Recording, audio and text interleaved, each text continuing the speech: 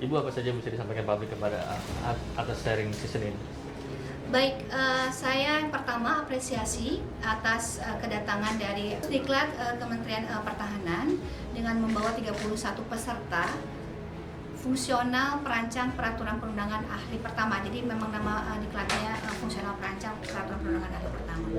Nah, ini tentunya menjadi isu yang sangat besar ya, karena dengan kedatangan ini bahwa Bapak dan Ibu peserta diklat akan mendapatkan gambaran secara praktik empiris bagaimana proses penyusunan, bagaimana proses pembahasan rancangan undang-undang di DPR RI. Meskipun tadi background dari para peserta itu kan lintas kementerian lembaga, bahkan ada dari pemerintah daerah. Tapi ini menjadi hal yang besar gitu ya, bagaimana kita sharing session, sharing informasi, sharing pengalaman, praktik empiris di DPR RI untuk nanti bisa diterapkan hal yang positif terkait dengan supporting sistemnya, terkait dengan proses mekanisme penyusunan pembahasan peraturan perundang-undangan, bagaimana juga nanti menyusun naskah akademik yang baik, menyusun peraturan perundangan yang baik. Itu Mas. Pertemuan ini cuma satu hari ini atau mungkin nanti ada program lanjutannya? Satu hari ya Pak? Satu hari. Jadi kalau pelatihannya 3 bulan.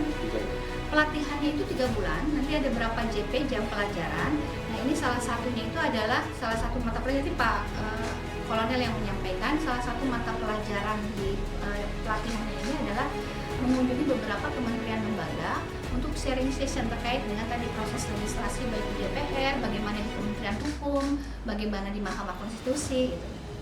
Betul kan Pak? Betul. Karena kalau ini kan sebenarnya setiap tahun itu menjadi pelatihan atau training reguler gitu, selalu ada supaya memberikan informasi pelatihan pembelajaran pertama bagi perancang peraturan perundangan ahli pertama.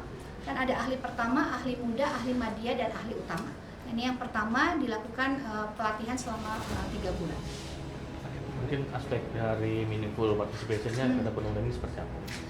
Meaningful participation ini menjadi hal yang utama dalam proses baik dari perencanaan. Perencanaan itu kan ditandai kalau di RUU di DPR itu dengan program legislasi nasional.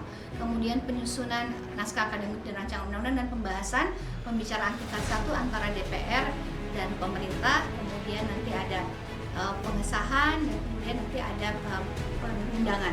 Nah, proses meaningful participation itu sebenarnya sudah dilakukan. Bagaimana right to be heard, right to be considered, right to be explained. Bagaimana masyarakat mendapatkan hak untuk didengarkan masukannya, dipertimbangkan, dan diberikan penjelasan apakah masukannya ini diakomodir atau tidak dalam suatu rancangan undang-undang. Nah, dalam konteks ini, dalam konteks pelatihan ini, tentunya para peserta nanti akan diberikan masukan bagaimana sih mekanisme meaningful participation sesuai dengan amanat putusan MK.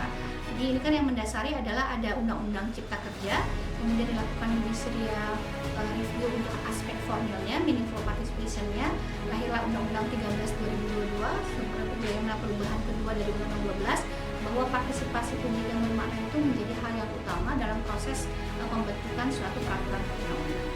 Nah ini untuk kegiatan hari ini tentunya para peserta nanti akan diberikan informasi right to be informed, informasi sosialisasi. Kami juga punya aplikasi online Pak Kolonel, bagaimana masyarakat bisa memberikan masukannya secara online. Tidak, jarak biaya itu sudah tidak menjadi halangan untuk masyarakat bisa memberikan masukan dalam proses penyusunan naskah akademik dan rancangan undang-undang khususnya di Badan Keahlian DPR. Oke. Terima kasih banyak Bapak Ibu, Pak Kolonel, terima kasih banyak. Bapak langsung